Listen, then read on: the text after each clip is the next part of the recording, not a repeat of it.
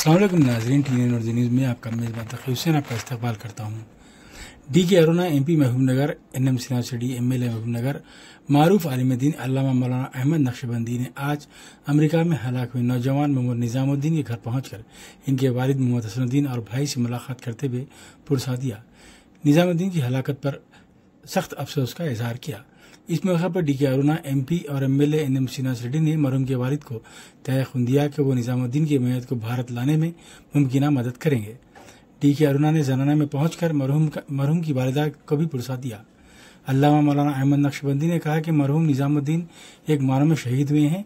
इन्होंने मरहूम की मग़फ़िरत और लवायक़ीन के लिए सब्र जमील के लिए रिग़त अंगेज़ दुआ की।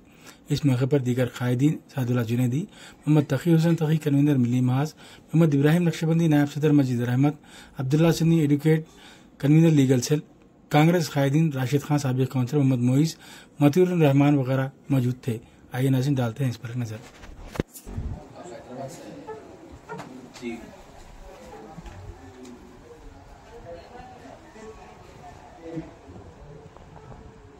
आपके MLA इलेक्शन में हमारा कुछ बड़ा रूल है। वीडियो देखते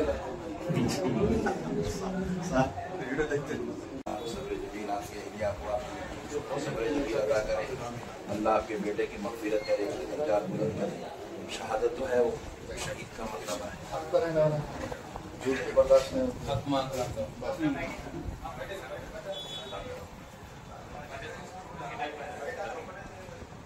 जवान बेटा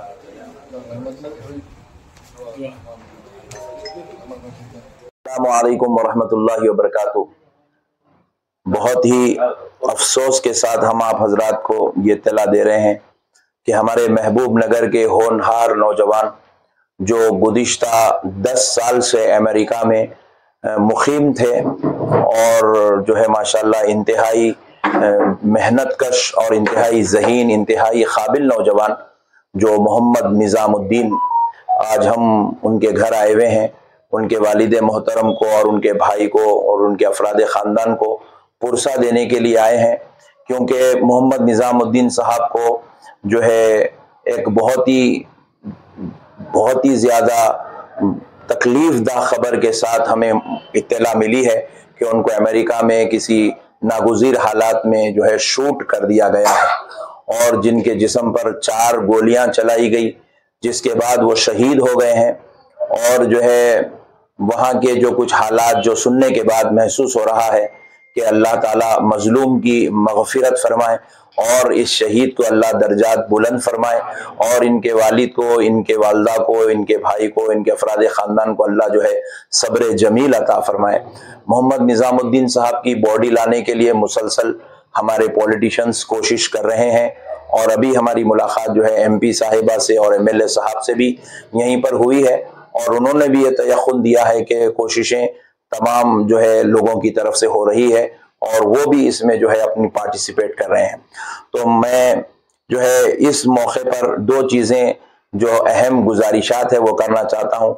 इंडियन एम्बेसी से मेरी गुजारिश है कि जल्द से जल्द जो है मोहम्मद निज़ामुद्दीन साहब की बॉडी को उनके वालिदैन के हवाले करने की कोशिश की जाए। इसके लिए जो भी मुनासिब कोशिश होती है वो इंडियन एम्बेसी से हमारी गुजारिश है, रिक्वेस्ट है कि उसको जल्द से जल्द करें, ताकि इनके वालिदैन का जो गम है, जो सदमा है, वो जो है बहुत ज़्यादा है और उसमें उनको राहत नसीब हो।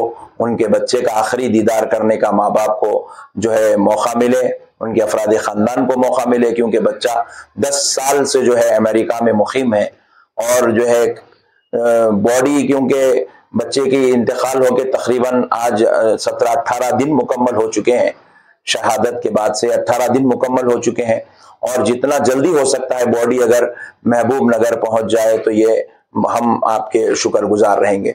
दूसरी चीज़ ये है कि जो वालिदैन अपने बच्चों को अमेरिका या अदर कंट्रीज़ में जो है स्टडीज़ के लिए या दीगर चीज़ों के लिए भेजे हुए हैं, तो मैं वालिदैन से ख्वाहिश करूंगा कि अपने बच्चों के हालात पर मुकम्मल नज़र रखें, बच्चों को बार बार उनके वहाँ की हालात, उनकी वहाँ की कैफियत पूछते रहें और अगर कोई ऐसी संजीदा सूरत हाल नज़र आती है तो बेहतर है। अगर कोई टेंशन होती है, तकलीफदा मराहिल है, तो जिम्मेदारों से, एम्बेसी से, वहां के जो जिम्मेदार है उनसे बराबर कांटेक्ट करते रहें, ताकि हमारे बच्चों के साथ जो जुल्म हो रहा है, जो ज्यादती हो रही है, जो उन पे गोलियां चलाई जा रही है, कई ऐसे वाकयात देखने में आ रहा है। इससे पहले भी कई ऐसे वाकयात हुए हैं, बच्चों को जो है चौराहों पे मार दिया गया, हमारे बच्चों को जो है कॉलेजेस में मार दिया गया, घरों में मार दिया गया, होटल्स में मार दिया गया।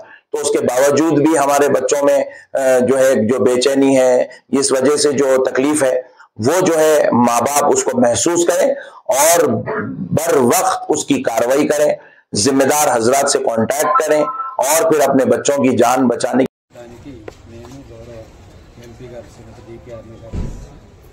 ఈ వార్త తెలియగానే సెక్రటేరియట్లో పోయి అక్కడి నుంచి ఎంబసీని కాంటాక్ట్ చేయడం జరిగింది.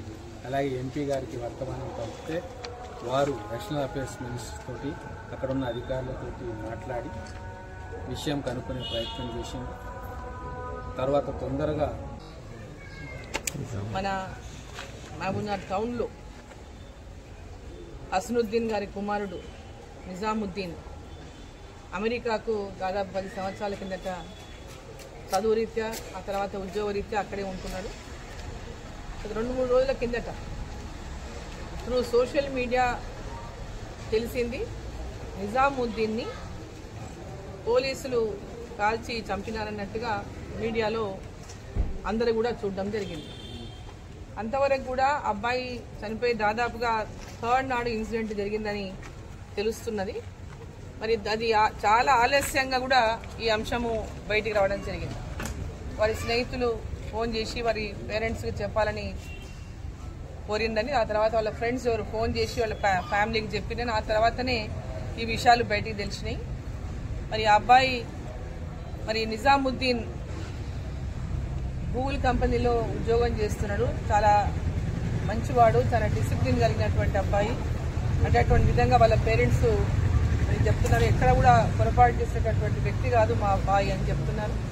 మరి అక్కడ పోలీసులు ఏదో ఇద్దరు గొడవ పడుతున్నప్పుడు పక్కింటి పక్కన ఉన్నట్టు నేబర్స్ కాల్ చేస్తే వచ్చినప్పుడు మరి ఆ తర్వాత జరిగినటువంటి ఆ ఘటనలో ఆ అబ్బాయిని మరి షూట్ చేస్తే ఆ అబ్బాయి చనిపోయినట్టుగా మనకు పెద్ద ఎత్తున మరి ఈరోజు అన్ని చోట్ల కూడా వార్తల ద్వారా మనకు తెలుస్తున్నటువంటి వార్త. బట్ ఆ అబ్బాయి ఇంతకుముందు శ్రీనివాస్ రెడ్డి గారు చెప్పినట్టుగా వాళ్ళ పేరెంట్స్ ఇప్పుడే చెప్పడం జరిగింది. మేము వాళ్ళ పేరెంట్స్ని కలవడానికి వచ్చినాం. ఇక్కడ మొన్న తెలిసిన వెంబడే ఫోన్లో మాట్లాడినాం, విషయాలన్నీ కనుక్కున్నాం. ఇమ్మీడియట్గా మరి ఎక్స్టర్నల్ అఫేర్స్ మినిస్ట్రీకి విషయాన్ని తెలియజేసినాం, మెయిల్ పంపినాం. అదేవిధంగా తొందరగా ఈ విషయాలు తెలుసుకోవడమే కాకుండా తొందరగా అబ్బాయి బాడీని కూడా మరి ఇండియాకి తీసుకొచ్చే విధంగా ప్రభుత్వం చొరవ తీసుకోవాలని చెప్పి కోరడం కూడా జరిగింది లేఖల ద్వారా. ఈరోజు వాళ్ళ కుటుంబ సభ్యులు కోరుతున్నట్టుగా బాడీని ఇక్కడి నుంచి తేవడానికి ఖర్చును భరించేటటువంటి పరిస్థితిలో మేము లేవు. మా అబ్బాయే మా కుటుంబానికి అంతా అక్కడి నుంచి తను పని చేస్తూ ఆ డబ్బులు పంపితే మేమందరం కూడా మా కుటుంబాన్ని పిల్లల్ని చదివించుకోవడం అంతా చేసేవాళ్ళము. మాకు ఇప్పుడు ఎర్నింగ్ పర్సన్ ఆయన్నే. మరి మేము అక్కడి నుంచి తెచ్చుకోవడానికి కూడా మాకు చాలా ఇబ్బంది. ప్రభుత్వం ద్వారానే మరి ఆ బాడీని ఇక్కడ తెప్పించేటటువంటి విధంగా ఏర్పాటు చేయమని వాళ్ళు కోరుతున్నారు. మరి తప్పకుండా ఆ విషయంలో మేము చొరవ తీసుకుంటాము, ఖచ్చితంగా ప్రయత్నం చేస్తాము ఈ విషయాన్ని చెప్పడం జరిగింది. బాడీ కూడా తొందరగా వచ్చే విధంగా మళ్ళీ నేను ఎల్లుండి ఢిల్లీ వెళ్తున్నాను. సో వెళ్ళినప్పుడు ఎక్స్టర్నల్ అఫేర్స్ మినిస్ట్రీలో మాట్లాడి మరి అక్కడ బాడీ తేవడానికి ఇంకా ఆలస్యం కాకుండా త్వరగా బాడీని ఇక్కడ తీసుకొచ్చేటటువంటి విధంగా ఆ విధమైనటువంటి విధంగా మేము ప్రయత్నం తప్పకుండా చేస్తామని వారికి చెప్పడం జరిగింది. సో అంటే వారు చెప్పినట్టుగా ఇప్పుడు లింక్డ్ఇన్లో ఆ అబ్బాయి కొన్ని అంటే ఆ ఇన్సిడెంట్ కాకముందు ఆ అబ్బాయి కొన్ని లింక్డ్ఇన్లో పెట్టినాడు. తన పడుతున్నటువంటి బాధన లింక్డ్ఇన్లో పెట్టినాడు. అక్కడ తనను హరాస్ చేస్తున్నారని, నన్ను రేసింగ్ హరాస్మెంట్ చేస్తున్నారని, వర్క్ ఫ్రాడ్ అని, నన్ను బాగా ఇబ్బందికి గురి చేస్తా ఉందనేటటువంటి విషయాన్ని అబ్బాయి పెట్టినటువంటి లింక్డ్ఇన్లో పెట్టిన మెసేజ్ ద్వారా అర్థమవుతా ఉంది. మరి అక్కడ ఏం జరిగింది, ఎందుకు ఆ పరిస్థితి వచ్చింది, ఎందుకు ఆ విధమైనటువంటి భావన ఆ అబ్బాయి ఎందుకు అట్లా ఫీల్ అవుతున్న విషయాలు అన్నిటిపైన కూడా మరి అక్కడ ఉన్నటువంటి వారు ఎంక్వైరీ చేసే రిపోర్ట్లో చెప్తే తప్ప మనకు తెలిసేటటువంటి అవకాశం కూడా లేదు. తప్పకుండా వీటన్నిటిపైన కూడా విచారణ జరిపించాలని మేము అక్కడ ఉన్నటువంటి మన కాన్సులేట్ జనరల్ అయినటువంటి శ్రీకర్ రెడ్డి గారు అక్కడ శాన్ ఫ్రాన్సిస్కోలో కాన్సులేట్ జనరల్ గా ఉన్నారు. మరి వారితో కూడా మాట్లాడి విషయాలన్నింటిపైన కూడా మరి వివరాలు తెలిసినటువంటి ప్రయత్నం చేసే విధంగా మా యొక్క ప్రయత్నం పూర్తిగా చేస్తామని చెప్పి ఈ సందర్భంగా తెలియజేస్తాను. మా శక్తి కొలది ప్రయత్నాన్ని చేసి ఆ అబ్బాయిని తొందరగా తీసుకొచ్చే విధంగా, అదేవిధంగా వారి యొక్క ఈ సంఘటన ఎందుకు చేయాలంటే పోలీసులు కావాల్సినటువంటి పరిస్థితి వచ్చిన విషయంలో కూడా విచారణ జరిపి ఆ వివరాలు కూడా మాకు తెలిపాల్సినటువంటి విషయంగా కూడా తప్పకుండా మేము ప్రయత్నం చేస్తామని ఈ సందర్భంగా తెలియజేస్తాం. మేడం, ఎన్ని రోజులు కావచ్చు ఇక్కడ మృతదేహం రావడానికి? ఎన్ని రోజులు పడుతుంది? ఇది 3rd రోజు ఇన్సిడెంట్. మనకు ఆల్మోస్ట్ 15 రోజులు తెలిసింది. సో మనకు తెలిసిన తర్వాతనే మనం దీన్ని పర్సూ చేస్తా ఉన్నాం. సో దాని తర్వాత ఇప్పుడు ఈ రోజు సాటర్డే సండే ఉంది మనకు. సో మండే రోజు మళ్ళీ పర్సూ చేస్తాం. వీలైనంత తొందరగా తెప్పించేటటువంటి ప్రయత్నం చేస్తాం. రోజులు అంటే మనం 2 రోజుల 3 రోజుల 4 రోజులు అనేది ఖచ్చితంగా మనం చెప్పలేము. తొందరగా తీసుకొచ్చేటటువంటి ప్రయత్నం చేస్తాం.